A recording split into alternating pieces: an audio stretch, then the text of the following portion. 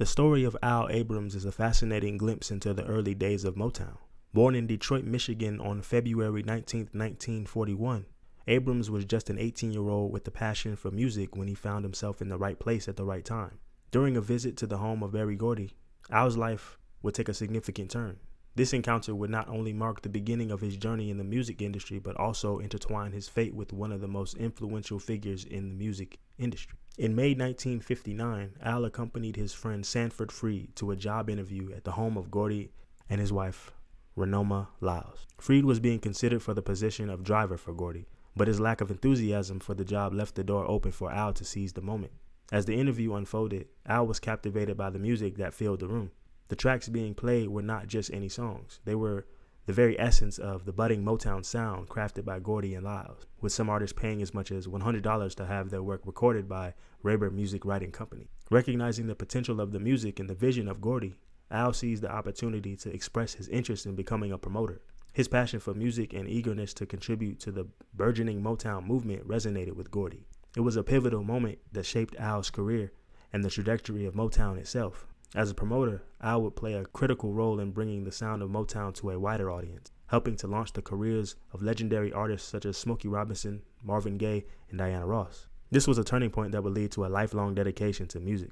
As he embraced his new role in the burgeoning Motown empire, Al became a part of the cultural phenomenon that would change the landscape of American music. His journey reflects the nature of the music industry, where passion, timing, and opportunity can create lasting legacies. Today, as we look back on the incredible impact of Motown, we are reminded of the vital contributions made by individuals like Al Abrams, who recognized the power of music and helped to shape its future. This was during a time when artists were beginning to break through racial barriers and record labels were on the lookout for fresh sounds that could appeal to diverse audiences. One such opportunity presented itself to a young man named Al, who was determined to carve out a niche for himself in this dynamic landscape. Berry Gordy had amassed a collection of records that represented the burgeoning sounds of that era.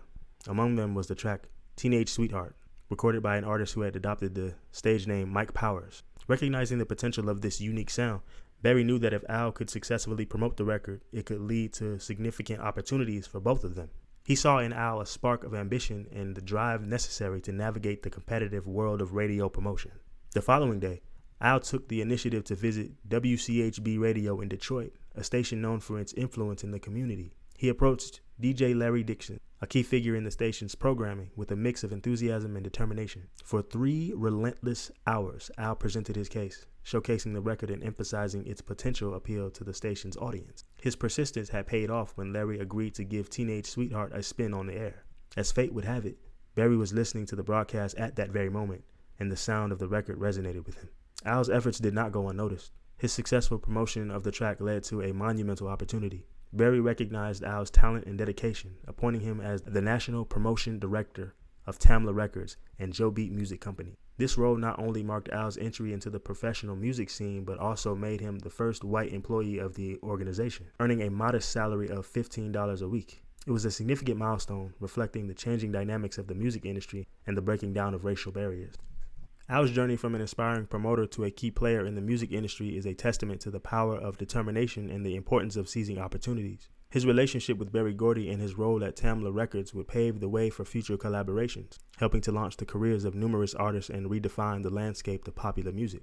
As Al continued to navigate the complexities of the industry, he would become a vital force in promoting the sound that shaped the generation. His story serves as a reminder that passion, perseverance, and the willingness to take risks can lead to remarkable achievements, leaving an indelible mark on the history of music. In the vibrant and tumultuous world of music in the 1960s, few figures were as pivotal to the success of Motown as Al. As the Director of Public Relations, Al not only navigated the complex landscape of race and representation, but also leveraged his own experiences to advocate for the artists he represented.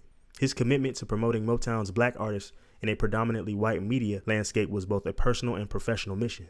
The story of his interactions with the newspaper group illustrates not only the challenges faced by black artists during this era, but also the innovative and sometimes humorous tactics Al employed to break down barriers and create visibility for those whose talent deserved recognition. Al's approach to public relations was not just about securing magazine covers or favorable reviews. It was about reshaping perceptions and challenging stereotypes that had long plagued black artists. The anecdote about his conversations with the features editor reveals the lengths to which he was willing to go to ensure that Motown stars received the recognition they deserved.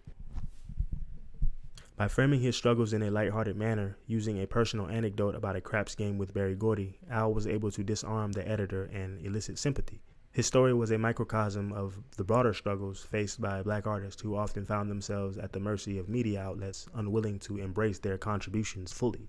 And I'll do a video in depth about the interaction between Al Abrams and this newspaper editor in full detail. Moreover, Al's strategy highlights the importance of storytelling in public relations. He understood that the right narrative could change perceptions, and he used his own life experiences to create a compelling case for Motown's artists. The features editor's response, ordering the group to assist Al, demonstrates the power of empathy in the media landscape. In a moment of connection, Al transformed an obstacle into an opportunity, resulting in the Supremes gracing the cover of a significant publication. This moment not only elevated the profile of the Supremes, but also marked a turning point in how black artists could be represented in the mainstream media. Ultimately, Al's story is a testament to the resilience and resourcefulness required to succeed in an industry rife with challenges. By pushing against the constraints of a racially divided media landscape, Al not only championed the cause of his artists, but also laid the groundwork for future generations of musicians. The success of the Supremes on the cover of that magazine was more than just a moment of publicity. It was a significant step towards greater representation. Al's legacy endures as a symbol of the power of perseverance, creativity, and the relentless pursuit of equity in art and culture. His tenure at Motown, which lasted until December 1966, was marked by significant contributions that helped define the Motown brand during its formative years. After leaving the label, Abrams ventured in entrepreneurship, establishing his own publicity company, Al Abrams Associates. His enduring connection to Motown is not only a testament to his dedication to the music industry, but also highlights the profound impact of Motown sound on American culture. He was instrumental in crafting promotional strategies that propelled the label's artists to stardom. His keen understanding of public relations and marketing helped to cultivate the image of iconic figures like Marvin Gaye, Diana Ross, the Supremes, the Temptations, etc., etc., etc. Abrams' efforts contributed to Motown's reputation as the sound of young America, a label that resonated with the hopes and dreams of a generation. In 2009, Abrams co-wrote the musical Memories of Motown alongside Mickey Stevenson, further solidifying his legacy within the Motown family. This production was not just a celebration of the music that defined an era, it was a tribute to the spirit and creativity that characterized the Motown experience. The musical brought together fans and artists alike, showcasing the timelessness of Motown's influence on contemporary music and culture. Additionally, Abrams authored an autobiography that offers a unique perspective on the early days of Motown, providing readers with an insider's view of the challenges and triumphs faced by the label. His reflections shed a light on the collaborative environment that fostered innovation and creativity, as well as the personal stories behind the music that became the soundtrack of a generation. By sharing his experiences, Abrams not only preserves the legacy of Motown, but also inspires future generations to appreciate the artistry and dedication that went into creating the Motown sound as a whole. Don't forget to like, comment, and subscribe.